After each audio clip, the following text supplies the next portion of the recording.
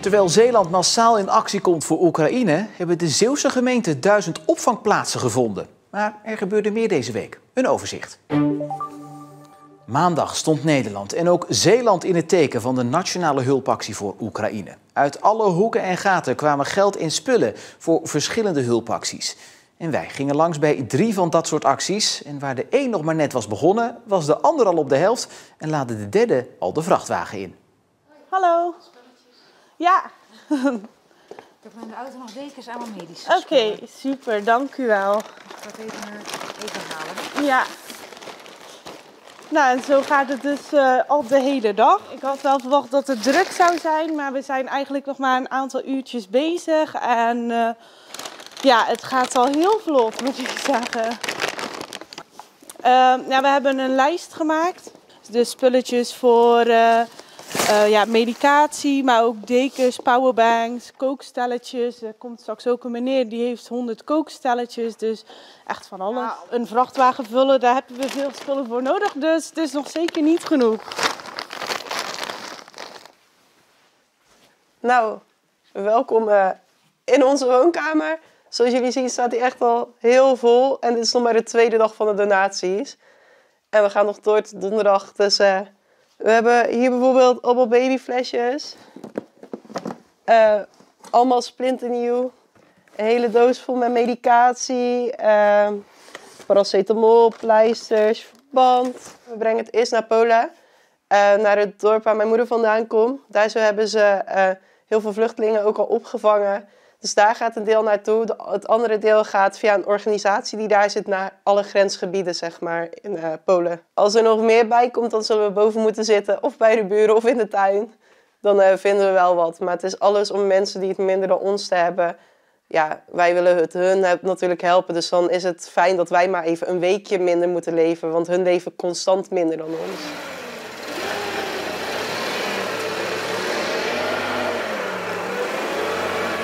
We moeten iets doen, maar ja, wat ga je doen? En langzaamaan zijn deze initiatieven ontstaan. Dit komt echt uit heel Nederland. De uien en de aardappels die komen hier om de hoek vandaan, maar de slaapmatten en de slaapzakken zijn echt vanuit heel Nederland naar Middelburg gecijpeld. Als jij je ene slaapzak doneert, dan denk je, ja, hoe krijg ik die daar? Maar die ene slaapzak die ik weet niet eens meer waar die is, die zit hier ergens tussen waarschijnlijk 3000 slaapzakken. Dus er is geen druppel meer op een gloeiende plaat. En er zijn er nog veel meer onderweg. Dus als je inderdaad dat denkt, dat snap ik heel goed. Maar nee, juist die druppel. Er is 1 druppel die de emmer doet overlopen. Kijk. Een gezond leven begint bij gezond eten. Maar dat is voor veel mensen makkelijker gezegd dan gedaan. Met name in wijken waar veel gezinnen op of onder de armoedegrens leven, wordt er te weinig groente en fruit gegeten. Volgens de GGD is dat niet alleen schadelijk op de korte termijn, maar ook op de lange termijn. Het liefste zouden we willen dat iedereen groente en fruit eet. Ja, dat zijn vezels die je nodig hebt om je darmen goed te laten werken. En werken je darmen goed, dan werken je hersenen goed. Dan voel je je lekker, dan slaap je beter. Dus als je ongezond gemaksvoedsel eet wat goedkoop is, dan heb je maagvulling, maar je hebt geen voeding.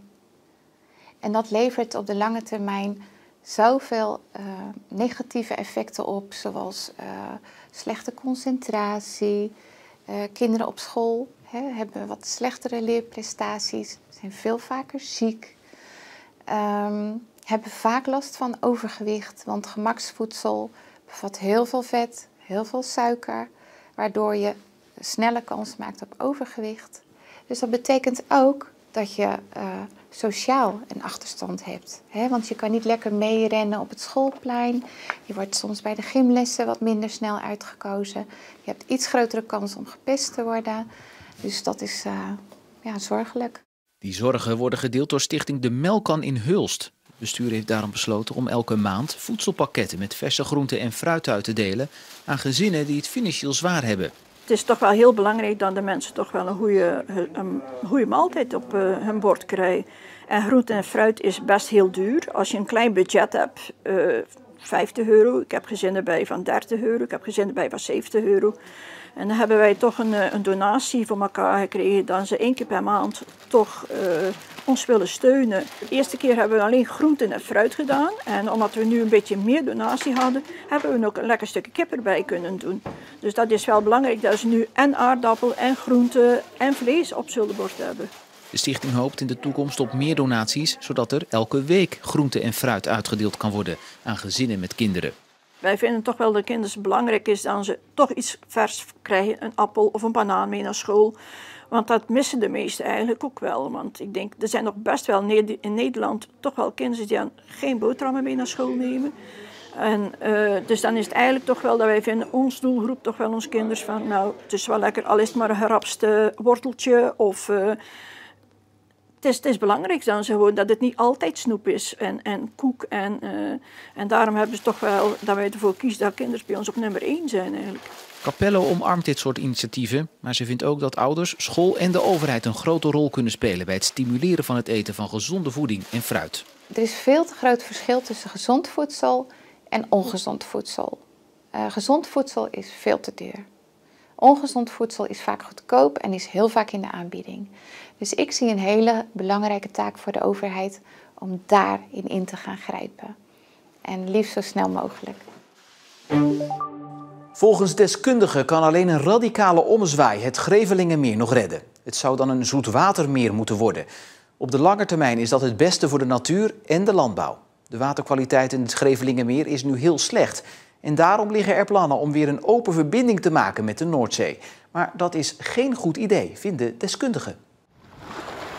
Het Grevelingenmeer is het grootste zoutwatermeer van West-Europa. Een voormalige zeearm die door de Grevelingendam en de Brouwersdam afgesloten is van de Noordzee. Dat gebeurde in het kader van de deltawerken. De Grevelingen was zout en is dat ook gebleven. Ondanks plannen in de jaren 70 om er een zoetwatermeer van te maken. Verandering geeft natuurlijk weerstand, maar het verzoeten van deze Greveling is niet doorgegaan vanwege de kaderrichtlijn water die toen kwam, omdat het Rijnwater niet van voldoende kwaliteit was. Men heeft het toen zout gelaten, het werd helder en zag er geweldig mooi uit, maar nu komen we er uiteindelijk achter dat van de biomassa hier in het water, dat er nog maar 25% van over is en dat er hele diepe delen helemaal zuurstofloos geworden zijn. De kwaliteit is beroerd. De kwaliteit van meerdere wateren, zoutgehouden wateren in Zeeland, die gaat zienderogen achteruit. Nu is het plan om een opening te maken in de Brouwersdam om de Noordzee weer toegang te geven, met zijn eb en vloed. Maar de plannen om de Noordzee weer toegang te geven tot de Grevelingen, vindt Borm een heel slecht idee. Die zijn ervan uitgegaan van het water is zout en het blijft zout, het klimaat blijft hetzelfde en met zeespiegelstijging is geen rekening gehouden. Je kunt natuurlijk onmogelijk zo'n groot water, zo'n binnenlands gelegen water, in open verbinding houden met de zee, terwijl de zeespiegel gaat stijgen. Dat zou betekenen dat de zoutdruk hier overal nog verder toeneemt en dat zou alleen maar rampzalig zijn. Niet alleen voor de mens, maar ook voor de natuur. Op het Grevelingenmeer zijn ook nog beroepsvissers actief. Die moeten er niet aan denken dat het een zoetwatermeer wordt. Als ik aan de mannen vraag wat ze willen, dan zeggen ze van ja, het is nu zout. We weten waar we aan toe zijn, wat we kunnen, wat we mogen. Kiezen voor safe en die zeggen van we weten wat we hebben en laat ons dat maar houden. Maken wij het nog mee, een zoet Grevelingenmeer? Dat zou heel goed kunnen, want de nood is ontzettend hoog. Dus als men eraan begint, zou het binnen 5 jaar zou het gerealiseerd kunnen zijn. Het is 3 maanden lang met redelijke afvoer zorgen dat met redelijke rivierafvoer hier zoet water naartoe laten stromen. Dan is het zoet en op dat moment is er eigenlijk geen water meer nodig vanuit de rivieren, omdat we toch te maken hebben hier met een neerslagoverschot. Dus er zal vanuit de Grevelingenmeer zoetwater naar zee geloosd worden, dan dat we nog zoetwater in moeten laten als dit eenmaal verzoet is. Maar of dat er ooit echt van komt, de tijd zal het leren.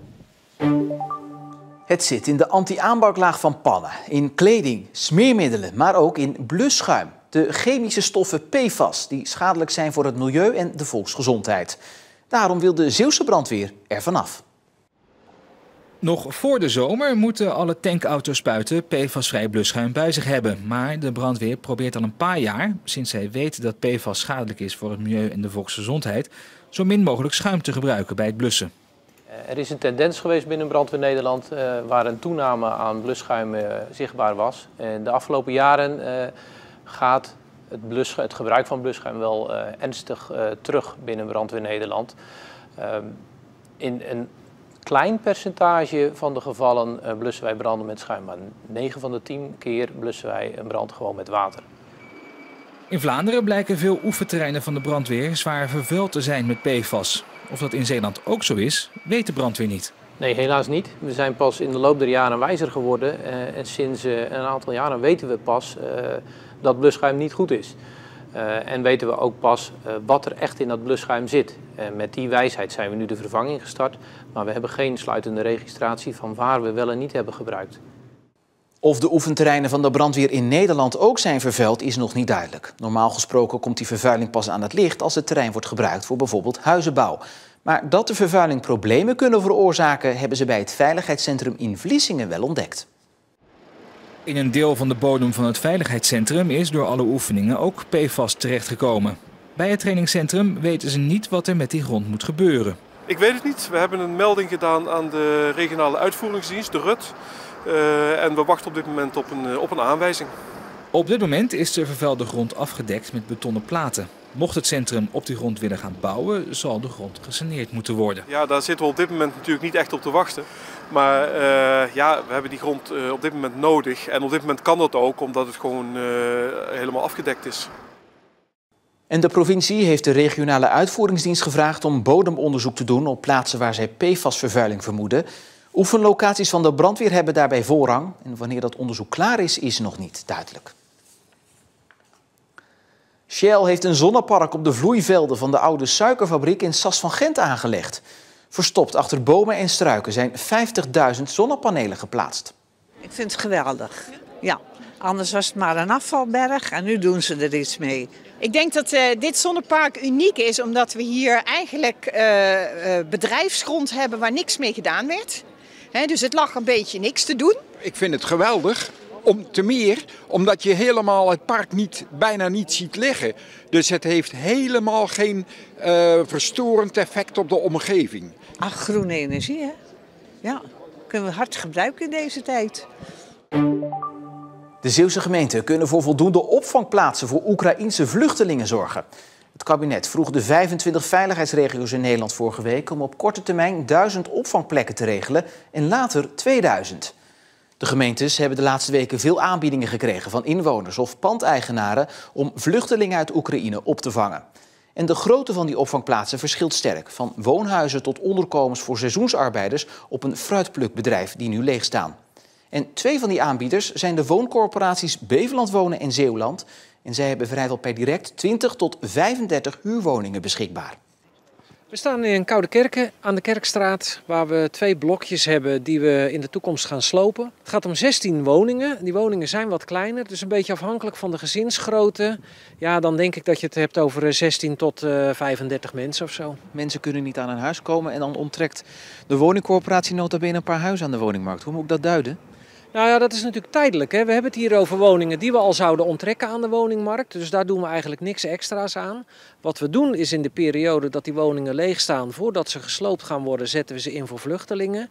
Maar dat geeft ons nu wel precies de tijd die we nodig hebben om tot een veel meer definitieve oplossing te komen.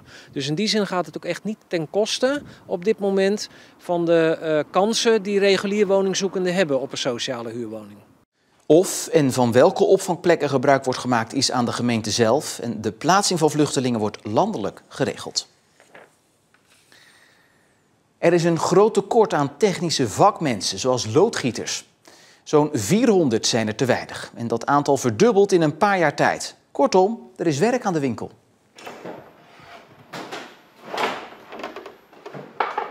Het tekort aan loodgieters zorgt voor kopzorgen bij installatiebedrijven. Het beïnvloedt je natuurlijk, het zet je heel veel aan denken. Ja goed, we hebben een paar monteurs die ook richting het pensioen gaan. En daar moeten we toch voor zorgen dat daar weer nieuwe aanwas voor komt. Ik zie het nog niet gebeuren dat die plekken opgevuld worden. Nee, maar dat betekent dan natuurlijk wel dat je 2 man in de buitendienst minder hebt. Terwijl het werkaanbod alleen maar meer wordt. Als iemand een daklekkage heeft of een lekkage van de leiding, ja, kun je moeilijk 2 weken je vinger erop houden. En toch zijn er een hoop jongeren die momenteel een opleiding tot installateur volgen. Ja, we hebben eigenlijk best wel heel veel leerlingen momenteel in opleiding. We hebben 97 mensen ingeschreven staan bij Scalda. En wat dat betreft gaat het hartstikke goed. Maar ik zeg al, het is toch nog te weinig. We hebben te maken met de energietransitie. We moeten van het aardgas af.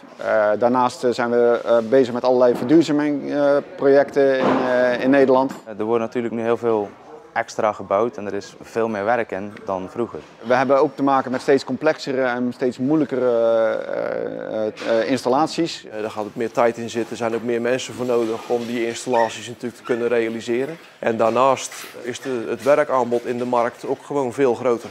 Dus vandaar heb je ook veel meer mensen nodig en ja, zoveel zijn er niet. Volgens Jury hebben jongeren een verkeerd beeld van het beroep installateur.